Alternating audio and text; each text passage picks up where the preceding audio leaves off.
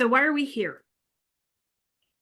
David, why don't you give us some background, because this was your brainchild and your recommendation.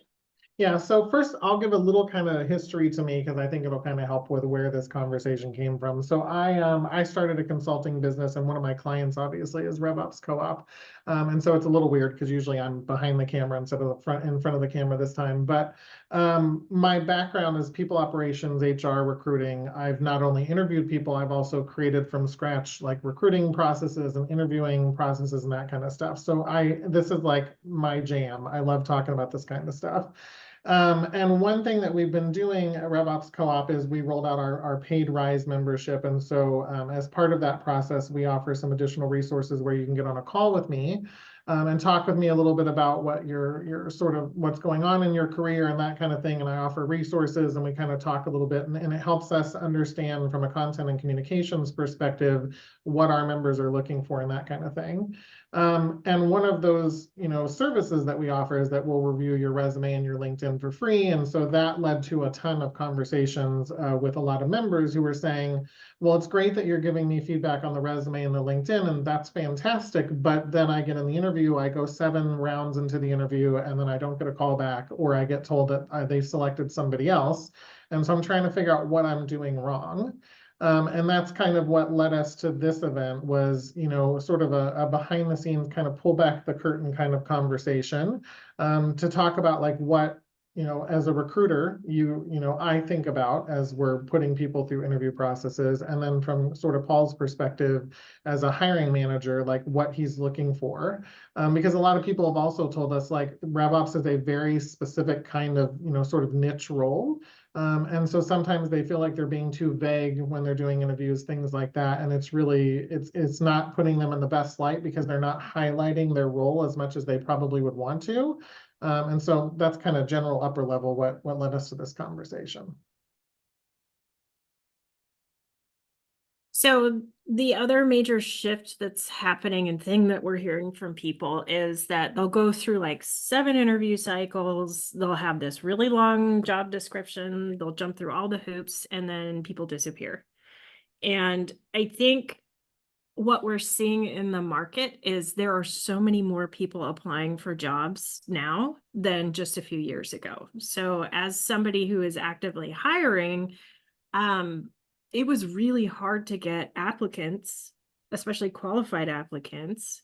And everything's flipped on its head. So now we're hearing that people have been laid off. They're taking whatever job comes up to them instead of being super picky, or they've been laid off for a long time and are starting to get really stressed out. So what we've seen is things have flipped on their head, and instead of people begging people to join their company, we're going back to what I was used to and what I came up in. So I hit the job market right after the .com bust and was looking for jobs when everything bust again in 2008. And I'm very used to the etiquette that is just expected. And I think between etiquette and not really knowing the protocols, like it's just flipped on its head. It's different than it used to be, right?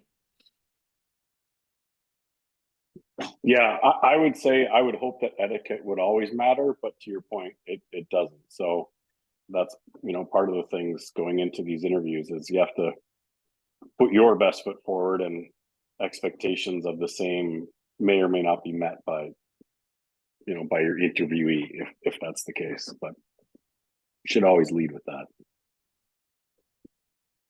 So David, this is where you really get to shine. Tell us a little bit about how to stay in front of a recruiter and make a good first impression.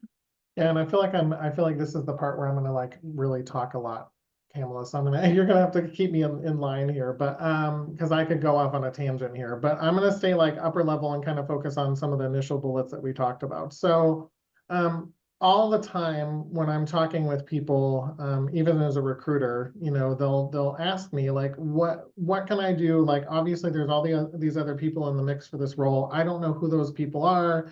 I don't know how to kind of stand out among the crowd and kind of focus my attention, like the interviews, the questions, all of these different things that are happening. so that I am like the one that stays in the forefront of that hiring manager's mind. And so I always tell them from a recruiter, there's 4 key things. Research the company. I cannot emphasize that enough. It takes 10 minutes. The internet is free. You have really a lot of access these days to LinkedIn profiles, to the websites for the company. Just do a little bit of work. And you'll notice the return on investment by doing that, because you instantly start to have that rapport with the interviewers and with the recruiters of like, I get it. I know who you are. I know what you're trying to do. I'm going to fit that role that you're looking for. And I already have done all my research, and now you just need to like make me an offer. And so I tell people like do research. One thing that is new that I've had people tell me they've done, which I never even thought about until they mentioned it, is, like ChatGPT, all of this AI is free.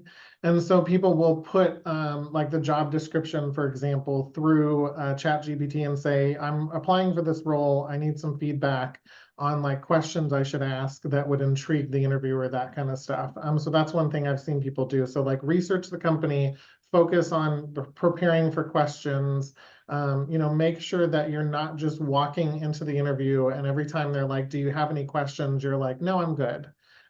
Because it's not that it doesn't put you in the best light, but I think it also, it doesn't encourage eagerness. It doesn't make it seem like you're eager for the role. And there's somebody else who has applied for that role who has asked questions and is like interacting and engaging. So I would say that's definitely the first one. The next thing that people will ask me is like, should I send thank you notes? Like, is this like 1980 and I should still be mailing out thank you notes? And I'm like, well, it's not 1980, but you should send a thank you note. Again, it encourages the recruiter to like keep you front and center in their mind. And if you're on the recruiter's mind, they're going to do the work for you to push you ahead in the job. They're going to be like, this person is interacting with me. They're actively engaged. Like they're going to do the work of pushing you through to make it very obvious that you're the person that they should, that the hiring manager should hire. And I've seen people change my mind as a recruiter. I've seen people send me an email and say, hey, I just had an interview. The person asked this great question. I loved it. I'm really eager to like, talk to the next person. And that was just enough. It was more than somebody else had done. And I said, okay, now I'm going to put you at the top of the list. And that person got hired. Like it happens all the time. So definitely thank you notes go a long way. I mean, it doesn't have to be overkill. You don't have to send an email every 15 minutes. I mean, I think there is such thing as too much when you're sending thank you notes. But like it keeps you front and center. It's all about keeping you in the mind of the recruiter when they're thinking about that role. They're like, this person is the one that I need to push through. The other thing I'll say is like that third bullet, like don't be afraid to get detailed and give in-depth examples, if I can speak today.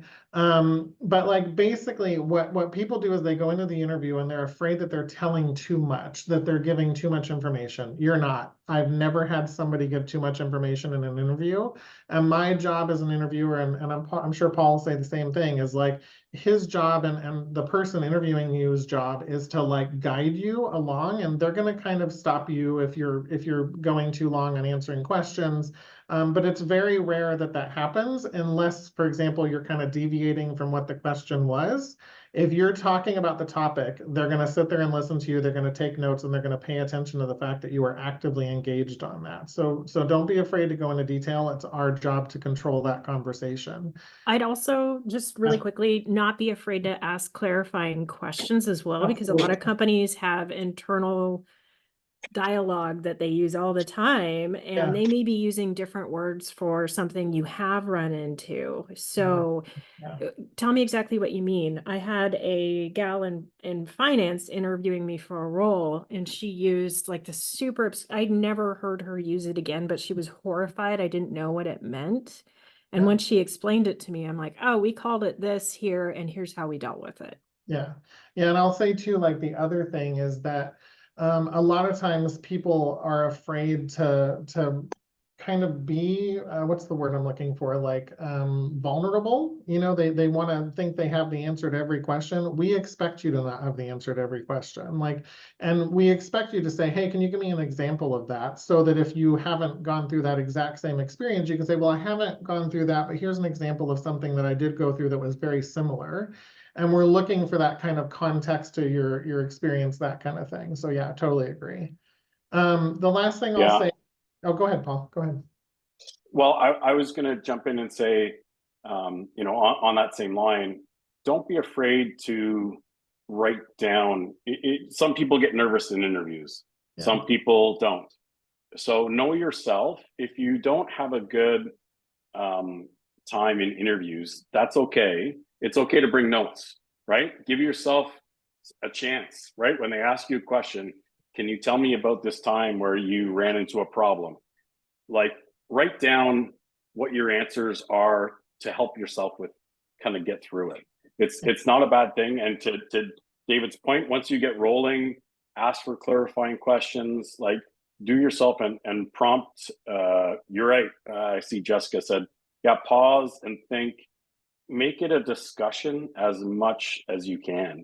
The interviewer wants to hear how you're going to work, and they're kind of judging how you're going to be in the office. Yeah. So if you're just a one-word answer person, try and expand. If you don't have all the answers, try and dig for more clarity or give an answer that was close. But you're right. I think bring some notes. If know yourself, know how you act as a person being interviewed. Yeah. Well, Go ahead, Gavin. well, and think of the people that you've struggled to work with yourself. It's very rarely them being able to get the job done. It's very often some communication issue, some kind of personality conflict, something along those lines. So if you're vulnerable, share a little bit more and don't just stick to yes and no answers. They get to know your personality a little bit more, whether it's fair or not. Yeah, Right. and we kind of talked a little bit to this fourth bullet, but I'll add kind of some context to what Paul was talking about and like what Jessica mentioned in the chat. Like, it's okay to pause. And the other thing is like, and I know it's really easy for us to say as like the people on the back end, because you're going through an interview, you're nervous, the end of the day, you want this job and you don't want to mess up. Don't panic so much. If you don't know the answer to a question or if you answer it the wrong way, it's okay. Like, we don't expect you to be perfect. It's perfectly fine to like say, can I have a minute, or is it possible for you to come back to me on that? Because I need a little bit of time to think about it. I know how I want to answer it, but I want to make sure I'm answering it the right way. It's totally fine. I've never not hired somebody or like said no to a person that I'm going to hire because they answered a question the wrong way. We're looking at you kind of holistically, everything. We're looking at your LinkedIn profile. We're looking at your personality. We're looking at all these things and saying, okay, let's check off as many boxes as we can. And then we're going to keep pushing you through the process. We're not hiring perfection. So I think that's something to keep in mind too. Right. And actually saying you're nervous and really want the job, that's actually endearing, and I'm never going to penalize you for it. And if you need to cancel because you're having a really bad day and don't think you'll make a great first impression, say that, give them plenty of notice. They're not going to penalize you for it. Yeah, agreed. Couldn't agree more. Yeah. One last point, just on that last slide. This may sound very old school, maybe because I'm old. A phone call follow-up is always welcome as well. Yeah. So again, not everyone's a good phone person, but if you can pick up the phone and just call and say, just want to thank you for the interview yesterday, looking forward to hearing the follow-up. You don't have to make it a dialogue. You don't have to put them on the spot. If you get their voicemail, you get their voicemail. That's fine. But try and call, because again, that shows if you run into a situation in the office, you're not just going to sit there, right? You're going to send an email, and you're not just going to say, I sent an email. You can call. You're going to be proactive. So don't be afraid, to call everyone that was if it's a panel, if you can, remember who was there and call and thank them. Those little things can go a long way. Or ask them how they prefer to be contacted. That's even more appreciated, because some people prefer email. Yeah. And I see a question in the chat that I think would be a good one to answer kind of before we move on to, is the like thank yous, like should you wait till the next day, later the same day? I don't think there's a rule. I think that sometimes you can kind of tell with the recruiter that you're talking to, like, if they seem like they're busy and you know what I mean, they're kind of that kind of thing, like you might want to wait a day or so. But I've had people leave me a voicemail, to Paul's point, like probably an hour afterwards, and it's all about not saying too much and saying enough, if that makes sense. So like I had somebody a while back who left me a voicemail, and all they said was, I loved that interview. That person was really good at what they did. I know you guys are looking for the perfect person. I hope that person's me. If it's not, I just wish you the best in finding what you're looking for. And that was enough to push them through where Yeah. I was like, that is a very good voicemail. It's simple, it's to the point, that kind of thing. But I would say like, there's no rule about reaching out to people, but like I said, there's a balance between sending too many notes. You've had the overly eager people who will send 5 emails in a week. Like we know you're there. We're working to like get back to you, but you have to remember sometimes we have like 10 to 15 to 20 roles that we're actively hiring for. And so it takes us a little bit of time to like follow up with you, but we see it and we know you're there and we'll kind of get back to you when we can if that helps. So Yeah, and email Yeah, isn't I- a bad thing and the Yeah. timing really doesn't No. matter, but if Yeah. you're too persistent, it's off-putting. yeah. Yeah. And to Shane's question, I would say next day is perfectly fine. Yeah, you don't have to rush home and get it out the next day, but Yeah. So there's a question. Some people have 2 LinkedIn profiles due to past careers. There are pros and cons on merging the 2. What is everybody's thoughts on keeping the 2 separate or merging? I would merge. Yeah, I Like- would merge, and I'll tell you why. LinkedIn does not like that. Mhm. And so it's the same thing with Facebook, with Instagram. You don't want multiple profiles, and a lot of times they will catch on to it. And I have seen people's profiles be shut off because of that. It's not something they look at lightly. If you have a profile, there's things you can do to keep it consistent to where no matter what role you're applying for, you can still have it be relevant and have it be one profile. I would not have 2. That's just some Well- recruiter advice. Yeah. And the other piece to that is it's very rare that there isn't something you can pull from past experience that's relevant. If you Yeah, were in retail, exactly. Yeah. customer success, oh my gosh, like talk about all of the difficult people you had to navigate and how well you did it. Yeah. If you were a chef, talk about how you operationalized the kitchen and how many people you had to manage and how your order of operations was so critical to everything getting done. Yeah. Agreed. Yeah, or just it shows a depth of experience at the very least, right? You're an Mhm. interesting person. You've had 2 or 3 lives or 2 or 3 careers. Totally good. Oh, dental Yeah, there you hygienist. go. Customer support, oh my gosh, I'm sure Yeah. you had some interesting personalities to deal with, and Yeah. it's totally relevant. Yeah. Yeah, I agree. And Madeline, I know like you put the note in there about you're not hiding anything. Totally get it. I'm just telling you, like you want to pay attention to that. Like as a recruiter, a lot of times people don't, I think, kind of put 2 and 2 together that you've already submitted your resume more than likely. I already know that you're interested in the role. I know what you've done. I'm usually going to your LinkedIn profile to get a feel for you as a person. That's why you'll see LinkedIn is offering things where you can put like, things you like to do, like rock climbing and that kind of stuff, because they're trying to make it more personal to where I can get a feel for you. And then I'm going to say, okay, now I'm going to reach out to this person. So yeah, but not thinking you're hiding anything. I wouldn't do it. It does not go well on the LinkedIn side. So Should you have starter jobs on your LinkedIn or only professional roles? It depends on how far in the past it was, to be Yeah. honest. Like out of college, I did a ton of temp work. I did reception work, which, by the way, if you're interviewing in an office, be really nice to the receptionist because they're going to ask how you behaved. yeah. If you were awful, you're not going to get in. Yeah. Yeah, I'll say too real quick on that. Like the other thing about it is, we know and it differs from, let's say startup world to like corporate America, but like a startup recruiter is going to know that you've moved around. I mean, that's what startup people do. They work for a company, the company doesn't do well, they leave. Like we know you're job hopping a little bit, and I don't like to use that word, but you know what I mean? Like we know you're moving around.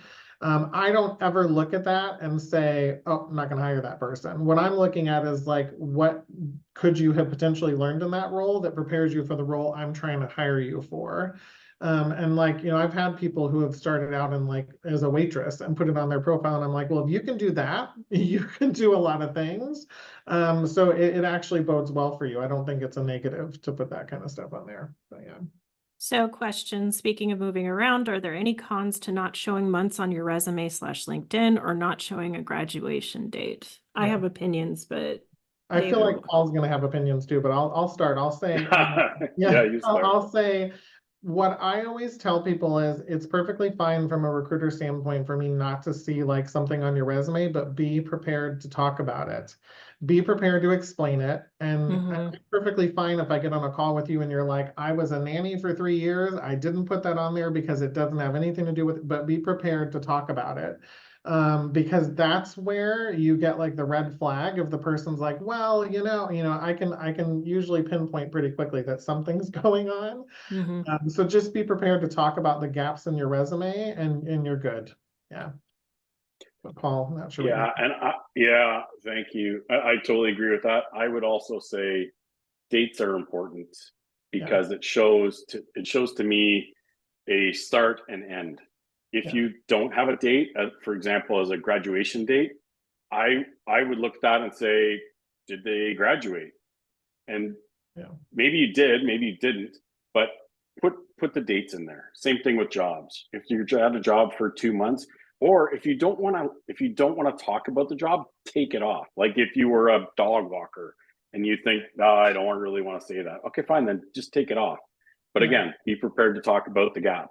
yeah, But you should have a start and end in months, and you can stretch them out. You can be, ish with the months, but just putting years in there leaves a lot of questions that could, quite frankly, you spend a lot of time wasting in the interview clarifying what does this mean, what does this mean, right? So the clearer you can be in start and end, the better it is.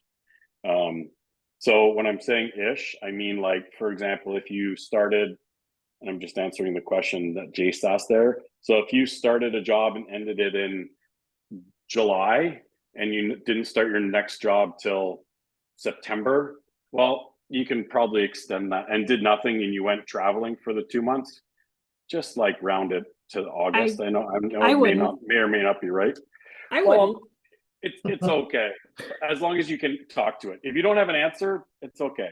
But yeah. that's right. There's two approaches. As long as you can talk to it, I think. But Camilla wouldn't. I would just Well, save the and from debate. like a recruiting standpoint, I would say like when you're working with like clients or recruiting teams who require that you do background checks and that kind of stuff, like usually You're we're gonna not see it. yeah, but you're not gonna Yeah. like not gonna say I'm not gonna hire you because you were off by 3 months or a month, like because Right. it was 7 years ago. I can't remember what happened 10 minutes ago, but like it's just being sort of in the area is a good thing.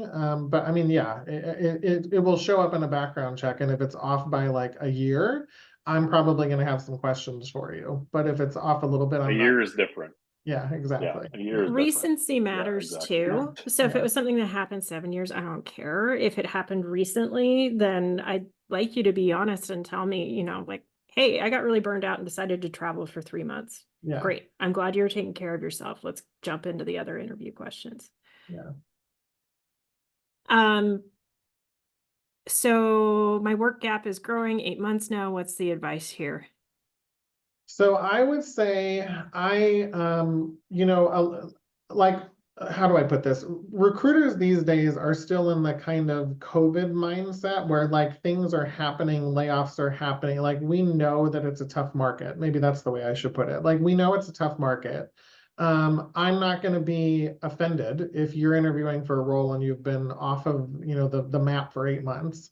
Um, I guess that would be the answer to that question. Like, I don't know, Kamala, Paul, if you guys have feedback, but like, it doesn't bother me that you've been off the market for 8 months. I know that No, that's going to happen, but your not hiring now. may have additional questions for you. Yeah, like, And we're going to Yeah. cover more Yeah. on like why you left, why it didn't work out, why in a bit. So Yeah. let's save Jace your question. We will address it and then we'll talk a little bit more about it. But let's talk about who's interviewing who because Paul and I are really passionate about this. So Paul, I'll let you kick it off.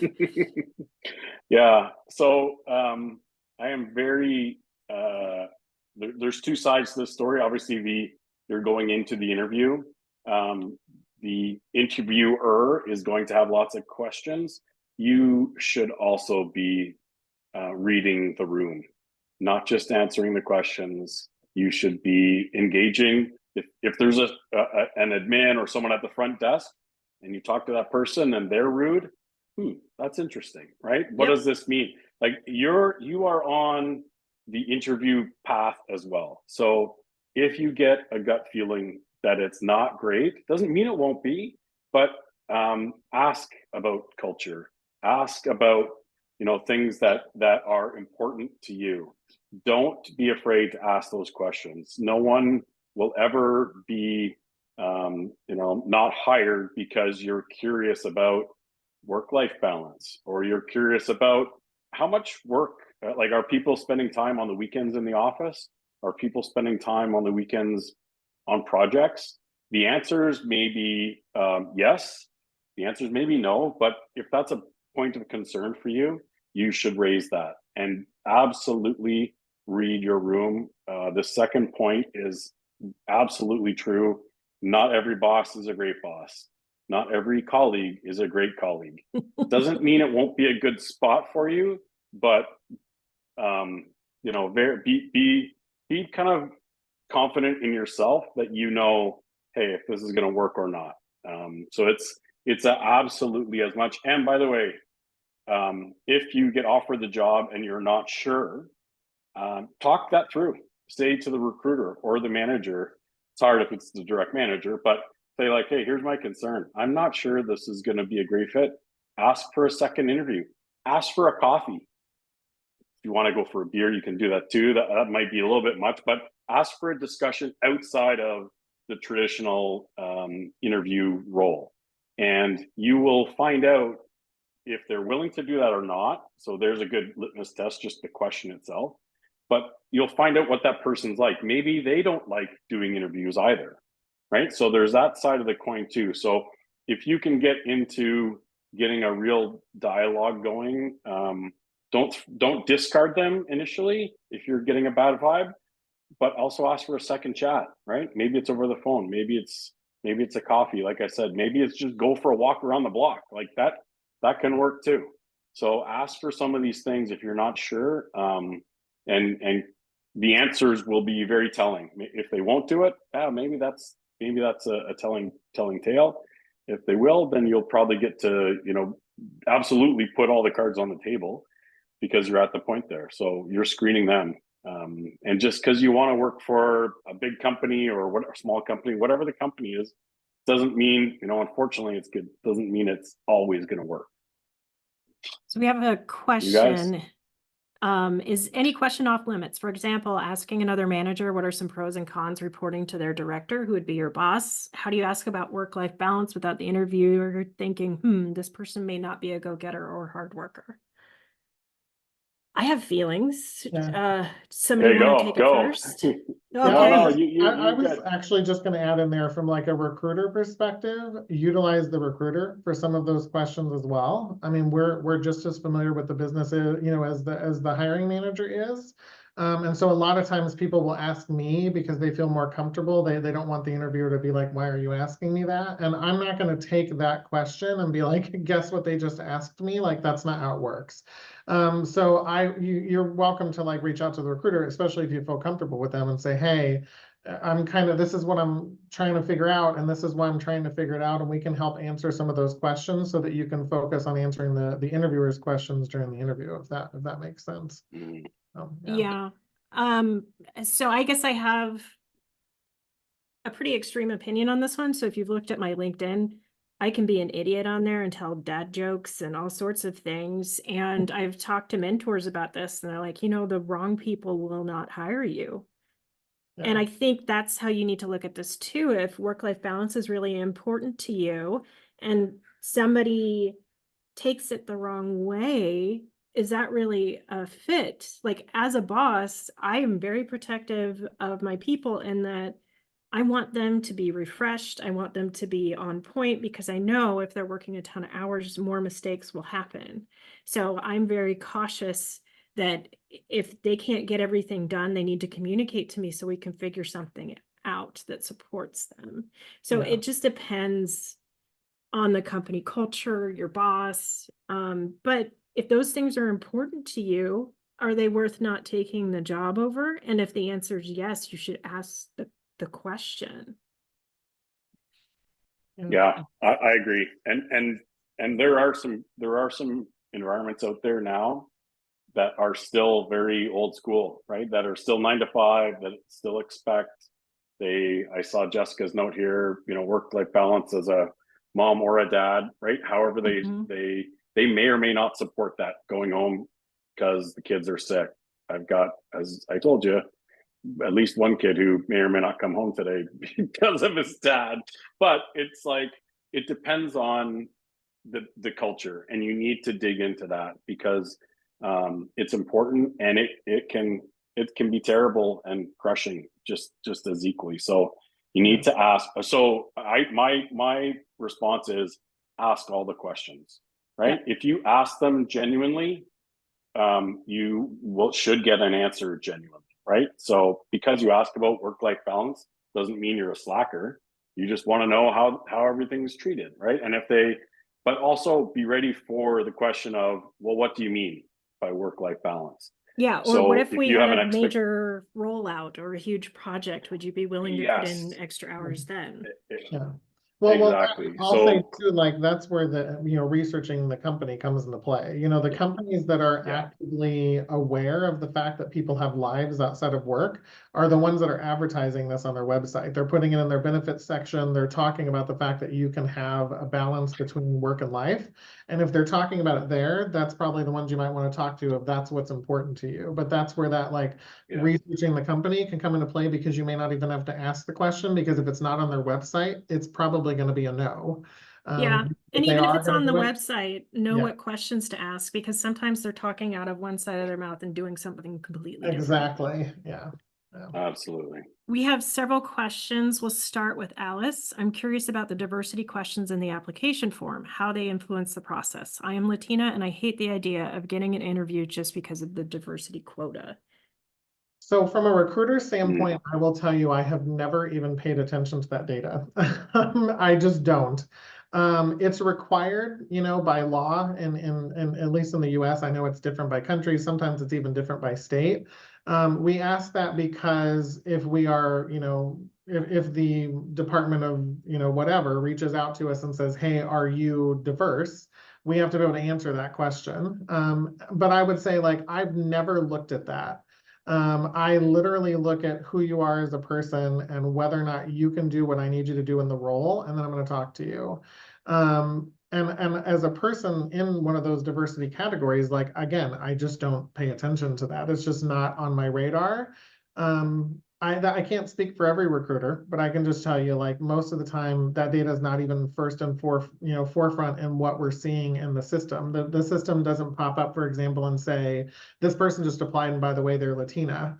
Like, it's just kind of buried in the data, and you'd have to dig to even find it. So I hope that answers your question, Alice. But like, I don't pay attention to that at all. I've never even noticed it, to be honest. Yeah, what I really care about are what are people saying about you in the reference section on LinkedIn? Yeah. What's your experience? What kind of credentials do you have? I tend to hire diversely, but I think it's a coincidence. I'm really just looking for people who are qualified and have just a really nice way about them.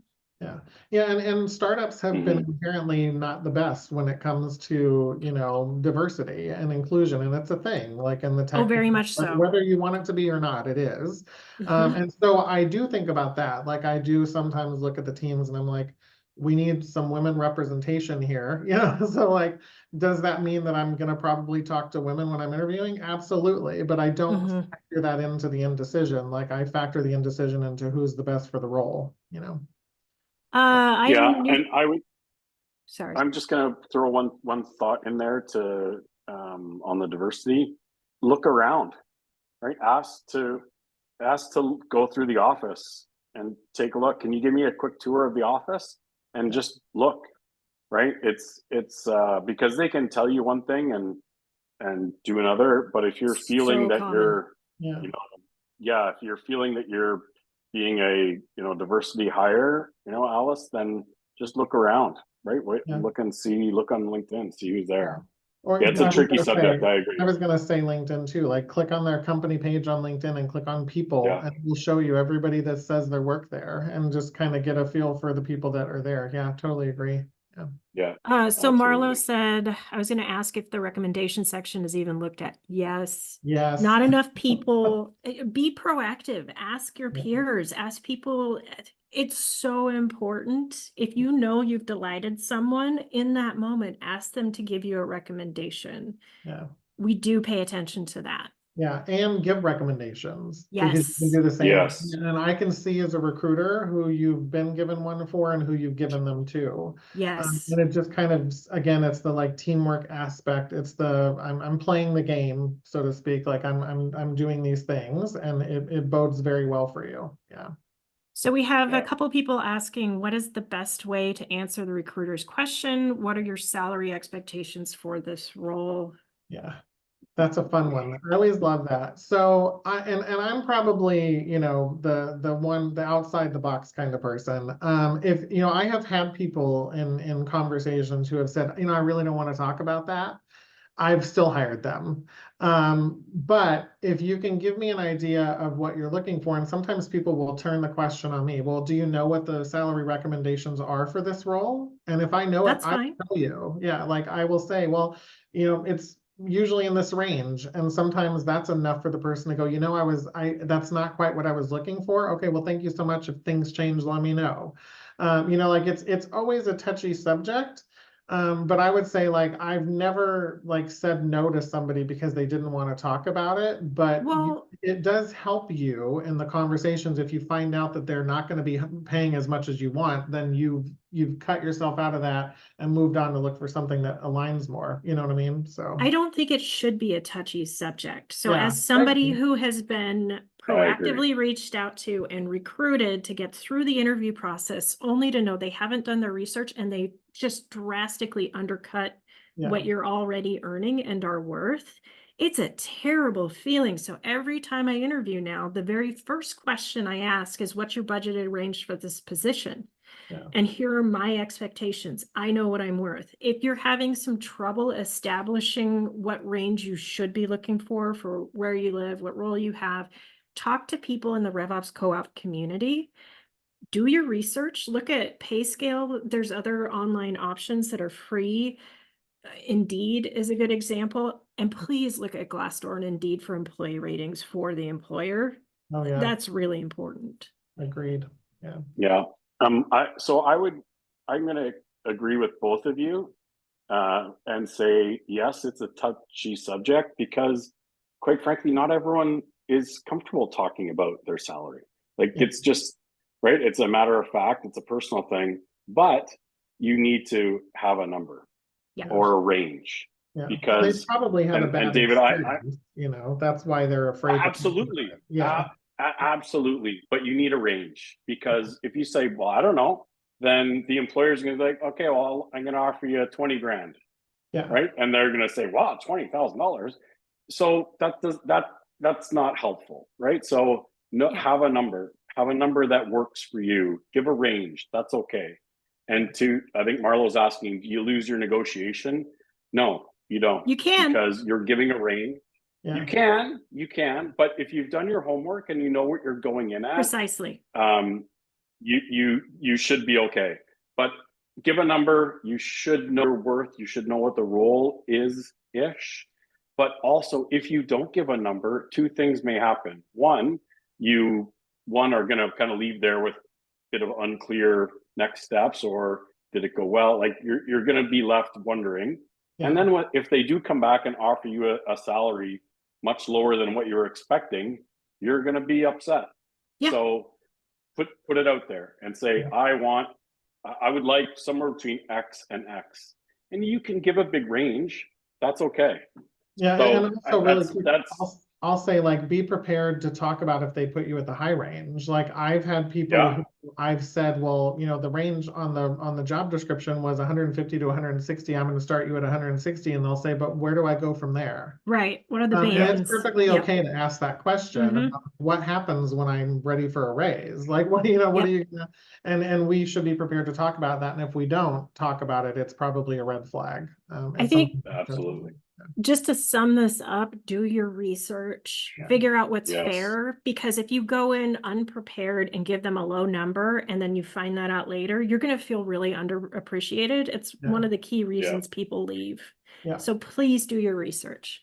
Agreed. So Yeah. I'm new to RevOps. Are there any work product technical homework type of interview steps that are common for RevOps?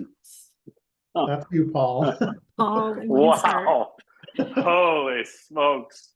So I don't even know where to start. I'm going to start with, is there any common? No. Unfortunately, there are no common tests. Is it That unfortunate? is, well, it would be nice if there was at least one theme that was common. Yeah. I am seeing homework left, right, and center that some is related, some is not, some is like easy, some is super hard. All I would say with homework or take home parts of it, I see Jessica put this Salesforce Trailhead is Well, good, that's really more good. like, I mean, That's we're gonna look more and see whether admin. you did that. Yeah. Yeah. Yeah, but so I would say my thought on homework is obviously do your best. If quite frankly they're giving you like a 3-day job to do, I think that's probably an indication of the culture. Yeah. Because to me that's a bit much in my opinion. Here's a project that's going to take you 3 days, get it back to me, in whatever Monday or Tuesday or something like that. I think that's a little overboard and probably is an indication of how the company rolls. If you have 2 homework projects that are of kind of easy to moderate size, still then I'm like, really? Okay, this is a bit much. I think the homework projects have gone a bit overboard. I'm hoping it comes back, but you need to be ready for them. But there is no consistency. You kind of just got to grin and bear it. And Right. and again, use it. I would use it as a litmus test. Is this the work I'm going to be doing? And that's a good question. That's a fair question. Here's your homework. If you look at it and you're like, write me an essay about whatever, something, you're like, this isn't RevOps. Like, is this really what I'm going to be doing here? Because if they can't hone it into your job, probably not the best. Probably doesn't mean they have a clear role just defined for you. Again, in my opinion, so use that as part of your litmus test for the company. I'm not Otherwise, do it. I'm not a fan of them, but I'm go not a ahead. fan either, because what matters more to me are the references, whether or not you can answer questions clearly and concisely, whether or not you can give me the details that I push you for. There's just so many ways to check that that's not a homework assignment. So just be really careful to ask questions like Paul said, because Yeah, it's just I think Haley said, I hope I said this too, is this the work I'm going to be doing, right? That's always a nice one. And if they get offended, oh, well, why are you asking? Well, because I'm being hired for hopefully a RevOps job, not an essay writing job, as a terrible example. But you need to ask, absolutely. Is this indicative of the role? That was an easy one. So do Oh, thanks, RevOps Haley. interviews usually have any case study rounds in the hiring process? We just kind of covered that, I think. Yeah. Yeah. Well, okay, that's a little bit different, I think. So there are typical questions I ask depending on the role to give me an example of a time when. So for administrators, we're going to talk about things that capture project management skills. We're going to talk about communication. How did you roll this out to the team? Were you involved in enablement? For analysts, I'm going to be much more focused on how are you figuring out what they're actually asking for? Because a lot of times when people ask for a report, they're trying to figure something out and it may not be the best way to do it. And then on so we've got systems, we got analysts, we have project management specialists, enablement. Those questions are going to be very different. So it really depends on the role, but in general, that's what I look for those specialists. I'm also very open to people who have experience with different technology, especially if they can explain how they can fit that into my current tech stack. Best way to bridge a 3-month gap on a resume for a role that did not work out. I think we need to address because we went into Q&A instead of slides, so we have 8 minutes left, and we have to talk about the question, why are you leaving X company, or why did that not work out? Mhm. Paul, I'll let you start. Yeah, well, I think this is always a hard one, right? This is probably the most difficult question. I think that it's going to cause a lot of squirm factor if you've left a role or been fired from a role. To be quite frank, honesty is the best policy. Yep. You can polish the answer. And again, I said this before. If you are not comfortable giving the answer, practice the answer. You have to give an answer, right? So call someone in RevOps, send any of the three of us a note and say, like, can you just role play with me a little bit? Or you're not trying to sell it, you're just trying to deliver it well. So Paul, why were you let go? Or why are you looking for a new job? Or what happened at your last job? Well, to be honest, I was let go because I sucked. Probably not the best answer. No. Don't say that. Come I up with a have better heard that reason. before, by the way, just so you know. Okay, that's okay. That's very honest. Probably not going to help you in the interview process, but you can be everyone. It's okay to be fired. That is absolutely fine. Don't let that get you down. Absolutely don't let that get you down. But have a trailing answer. Have a longer answer than I was fired. I was fired because we went through downsizing. Absolutely. And then stop, right? That's okay. Totally fine. I was fired because I had a conflict with my boss that I couldn't get through. That's actually an interesting one, right? That is okay. We've all been through that too. But you need an answer, and practice the answer. Practice with your partner, practice with your friends, practice with your parents. If you can deliver the answer to a mom or a dad, that's pretty good, because they're going to be looking at you like, I don't believe you. You gotta not sell the answer, but deliver it well. So write it down, have the answer practice, so you can go through it. Again, I don't want to take up all the time, but that's a big one. I'll add to that and say one thing that I've seen people do from the interview side is that they will talk about, well, I was let go, but I learned a lot from that, and here's some of the things that I learned so that I'm not going to do those again. Yeah. And that was a really good answer, because it was like self-reflection. You put time and thought into what was going on, and they were still hired. So yeah, I mean, I think if you do it the right way, it's not going to be a deal breaker. So yeah. And I feel pretty comfortable speaking for all three of us that if you're struggling with the answer, you can reach out to us. Oh yeah, absolutely. Absolutely. 100%. Yeah.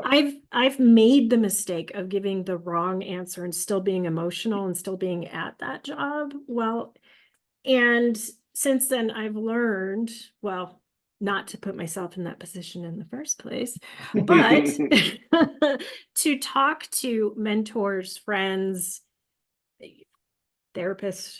I love therapy, but talk to people about it, process your feelings, but also workshop the answer, because, and I've done this where it's like, look, here's honestly what happened to mentor. I don't know how to frame that in a way that, like, I'm afraid I'll get too emotional when I talk about it if it's too recent, or I'm not sure how to phrase it in a way that they'll understand how I've come out on the other side. Yeah. In a positive way. That, and my thing is, like, there's a reason that they say you need to mourn your jobs when you leave them. Like, take a little bit of time to like process what has happened, and don't just start applying for jobs next day and interviewing. If you can afford it. Yeah, I mean, you know what I mean? Right. Like, day at least, like, breathe a little bit and kind of think about it, because if you go into it negatively and upset, it's probably not going to go well. So yeah, that's my advice. But So before we keep going at all, I would love to encourage people to give feedback, written feedback during the survey on whether or not you want to see more of these sessions, what kind of sessions you'd like to see, what you did and didn't like about this session. It's the only way we learn. I'm working really hard on our webinar content across all types of webinars. So if you have feedback about other webinars in general, please, please, please let us know.